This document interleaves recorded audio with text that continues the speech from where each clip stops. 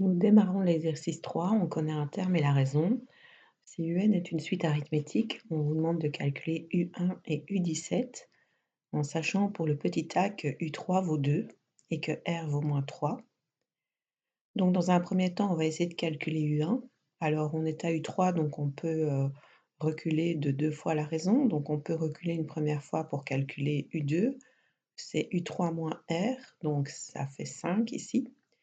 Et on peut reculer une deuxième fois pour, partir de U2 pour arriver à U1. Donc U1, c'est 5 moins R, donc 5 plus 3 ici, donc ça fait 8. Donc on est parvenu à calculer U1 et on vous demande cette fois-ci de calculer U17. Donc U17, on sait très bien par l'application de la formule de base que c'est U1 plus 17 moins 1 fois la raison. Alors U1, on vient de le trouver, c'est 8. 17 moins 1, ça fait 16, donc plus 16 fois, et la raison, c'est moins 3, donc plus 16 fois moins 3, donc U17 vaut moins 40. Même principe de calcul, mais on démarre de U5, alors ça devient fastidieux de revenir en arrière pour arriver jusqu'à U1, donc on va travailler autrement. Donc ici, U5 vaut 8 et R vaut 2. Alors, on va écrire la formule de base à partir de U5. U5, on sait que c'est U1 plus 5 moins 1 fois la raison. Et U5, on a sa valeur, ça vaut 8. U1, on ne l'a pas, on est en train de le chercher. Et ici, 5 moins 1, ça fait 4 fois la raison vaut 2. Donc 8 est égal à U1 plus 8. Donc on va essayer de laisser U1 seul de son côté. Donc on va envoyer ce 8 de l'autre côté en faisant moins 8 à gauche et à droite de l'égalité. Donc ici, on va obtenir 8 moins 8 égale U1 plus 8 moins 8. Donc U1 plus 0, donc U1, et de l'autre côté, on obtient 0. Donc on est parvenu, grâce à l'utilisation de la formule générale, à trouver U1 à partir de U5, et U1 vaut 0. Et donc cette fois-ci, on repart vers U17. U17, par la formule générale, c'est U1 plus 17 moins 1, entre parenthèses, fois R. Et on remplace ce qu'on a déjà trouvé.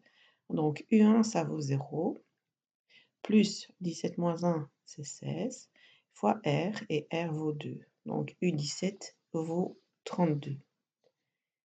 Alors on va refaire le même principe encore une fois, et puis je vous laisserai voir la suite. Donc cette fois-ci, on part de U9 qui vaut moins 10 et R vaut moins 5.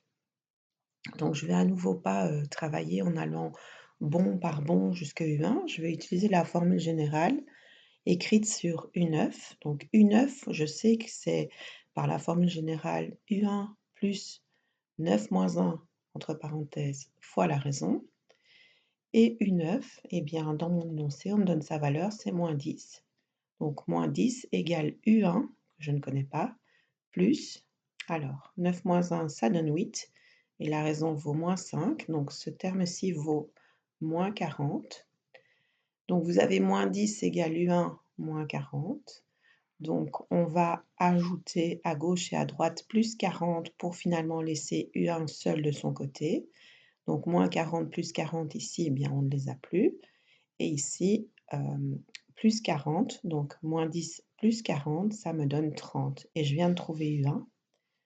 Alors, du coup, je repars sur U17. Et U17, c'est toujours U1 plus 17 moins 1, entre parenthèses, fois la raison. Alors, U17, c'est donc le U1 qu'on vient de trouver ici, donc 30 plus 16 fois la raison qui vaut moins 5. Et donc là, quand on calcule, on trouve que U17 vaut moins 50. Alors on continue, la seule difficulté, c'est qu'ici, on travaille avec une raison qui n'est pas un nombre entier. Puis ici, même principe, une raison qui est également égale à moins 1,5, donc mais écrite sous forme de fraction. Et puis, pour le petit f, vous démarrez d'un U9 écrit sous forme de fraction et d'une raison écrite sous forme de fraction. Donc c'est un peu plus compliqué au niveau du calcul, mais au niveau du principe, c'est vraiment totalement identique. Et voilà qui termine l'exercice.